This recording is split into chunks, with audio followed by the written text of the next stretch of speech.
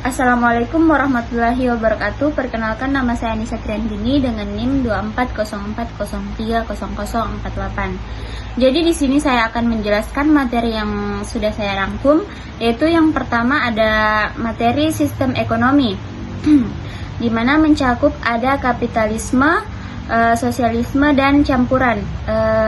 Kapitalisme adalah pribadi yang mementingkan diri sendiri, kepemilikan pribadi atas sumber daya pasar bebas, persaingan, dan tidak dikendalikan pemerintah.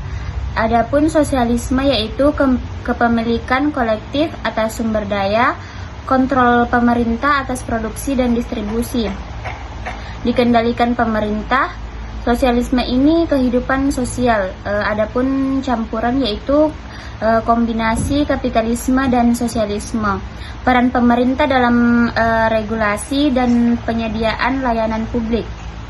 Selanjutnya ada permintaan dan penawaran, di mana permintaan adalah jumlah barang atau jasa yang diinginkan yang mampu dibeli oleh konsumen pada berbagai harga dan jumlah.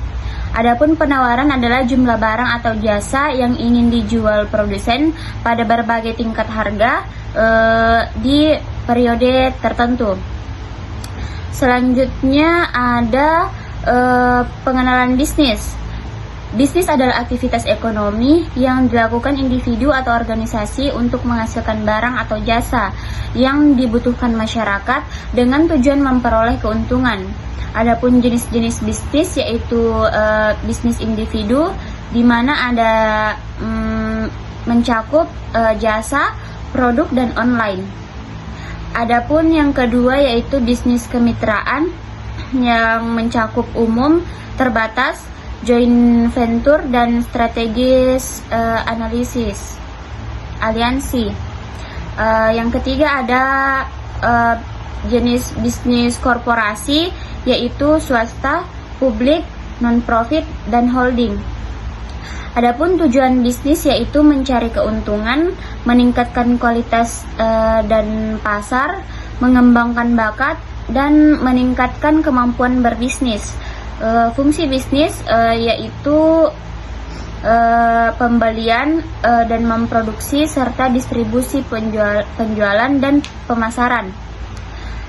Materi selanjutnya yaitu lingkungan bisnis dan analisis SWOT.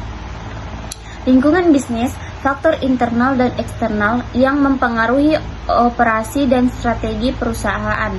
Adapun faktor-faktor eksternal yaitu ekonomi, politik, sosial, teknologi, dan analisis SWOT. Strategi di mana ada strength atau kekuatan, ada weaknesses atau kelemahan, ada opportunities atau peluang, dan yang terakhir ada threats atau ancaman. Tujuan untuk membangun perusahaan, merumuskan strategi agar tetap kompetitif dan adaptif terhadap perubahan lingkungan. Materi yang ketiga adalah etika bisnis, yaitu prinsip moral dalam dunia bisnis tentang benar atau salah, baik atau buruk yang menjadi pedoman perilaku bisnis. Adapun tingkatan penerapan etika yaitu individu, organisasi, dan masyarakat. Prinsip etika bisnis Sonic Craft yaitu kejujuran, otonomi, saling menguntungkan, keadilan, dan integritas moral. Ya, adapun studi kasus Enron yaitu praktik tidak etis, memanipulasi laporan keuangan, dan konflik kepentingan. Dan dampaknya yaitu kebangkrutan, reformasi regulasi, dan pelajaran etika penting. Etika bisnis mendukung keadilan, transparansi, dan keberlanjutan dalam dunia usaha, serta penting dalam membangun kepercayaan publik.